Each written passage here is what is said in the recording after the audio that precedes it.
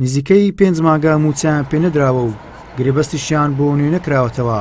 هاتوونە تا بەردەم بینای حکوومەتی ماوە بە سەرچووی هەرێم تاوەکو بەڵێنێکیان پێ بدرێت و بچنەوە سەرکار و پیشەکانیان. ئەمانە ئەو کارمەندانن لە ماوەی 2 ساڵی ڕابردوو بە گرێبەست لە سەردەمی کۆڕۆنا لە نەخۆشخانەکانی کوردستان کاریان کردووە لە بەشەکانی تایبەت بە نەخۆشی ڤایرۆسی کۆڕۆنا لە مەترسیترین کاتدا خزمەتیان بە نەخۆشان کردووە.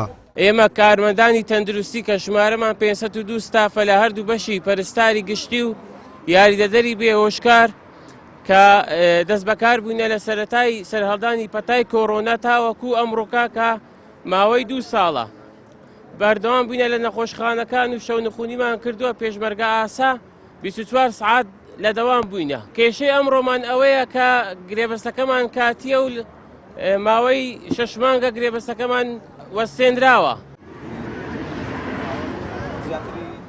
ئەو کارمەندانە وە خۆیان باسی دەکەن پێشووتر لەلایەن بەرپرسانی تەندروستی چەندین جار بەڵێنی دامەزراندنیان پێدراوە، بەڵام ئێستا کە ڤایرۆسی کۆڕۆنا نەماوە کاریان پێ نەماوە و تا ئێستا دەستیان پێ دەکەن.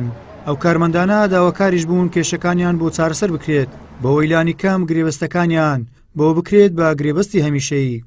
هەموو جار هەر دەرن لە بۆتان دەکەین بە زۆر چەند 5 مانگە ئێستا حکوومەت دەرێتن ینی ئەنگۆ لەسەر چ ناوەک ینی داوام دەکەن لەسەر چ بەشێک ئەمە هەموو تەوزیعی خەستەخانەکان کراینە هەموو بەشەکان ئێستا هەموو خەستەخانەکان کە ئەمە وازماهینە لۆدەکی زۆریان لەسەر دروست بووە. ئێستا ئەمە دەمانەوێت عەقدەکانمان نوێ بکرێتەوە عەقدەکانمان بگۆڕدرێت لە بۆ عەقدی هەمیشەیی یاخود دامەزراندنە یعنی شتێکمان لە بۆ بکرێت چونکە لەو کاتی کۆڕۆنای کە ستافە ڕسمیەکان داوامیان نەدەکرد ئەمە داواممان دەکرد ئەمە جێوانیشمان پڕ کردبووە جێی هەموو بەشەکانمان پڕ کردبووە.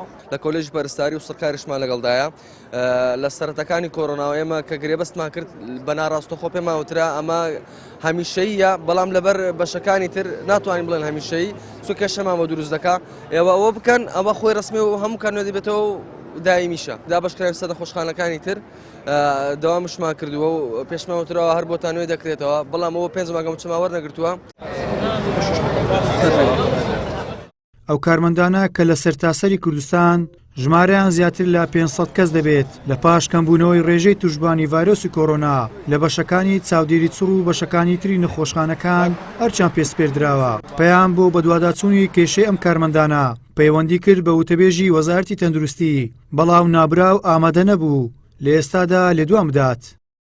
گەیلان سابیر، کەناڵی ئاسمانی پەیام، هەولێر.